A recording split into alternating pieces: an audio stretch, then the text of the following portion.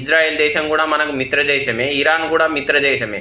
ట్రంప్తో మోడీ గారికి మంచి స్నేహం ఉంది కాబట్టి ఈ 3 దేశాల మధ్యన మధ్యవర్తిత్వం వహించి యుద్ధాన్ని ఆపగలిగి ఉంటే మోడీని నిజంగానే ప్రపంచమంతా విశ్వగురు అని పిలిచేది. ఇలాంటి మంచి అవకాశాన్ని మోడీ గారు మిస్ చేసుకున్నారా? మోడీ గారు తనకున్నటువంటి విశ్వగురు అనేటువంటి పేరును సద్వినియోగం చేసుకోలేడు అని అనుకోవచ్చా? దానికి చాలా కారణాలున్నాయి. ఇరాన్ దేశంతో మనకు చాలా ఏళ్ల నుంచి మంచి సంబంధాలు ఉన్నాయి. కానీ మోడీ గారు ఇరాన్ అధ్యక్షుడు చనిపోయినప్పుడు అమెరికా దాడిని ఖండించలేదు. ఇరాన్లో ఇజ్రాయిల్ స్కూల్పై దాడి చేసినప్పుడు కూడా మోడీ గారు ఖండించలేదు. ఇరాన్ యొక్క యుద్ధ నౌక మన దేశ ఆహ్వానం మేరకు మన దేశానికి వచ్చి తిరిగి వెళ్తుండగా అమెరికా యుద్ధ నౌక పైన దాడి చేసింది. ఆ దాడిలో ఇరాన్ సైనికులు 100 మందికి పైగా మరణించారు.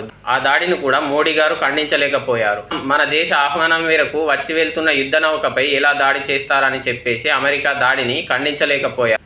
ఇలాంటి కారణాల చేతనే ఇరాన్ భారత్కున్నటువంటి స్నేహం చెడిపోతుందా అనే అనుమానాలు కలుగుతాయి. ఈ కారణాల చేతనే మిత్రదేశమైనటువంటి భారత్కు కూడా ఆయిల్, గ్యాస్ వంటి నిల్వలను హర్ముజ్ దగ్గర నిలిపివేసిందా ఇరాన్ అనే అనుమానాలు కలుగుతున్నాయి.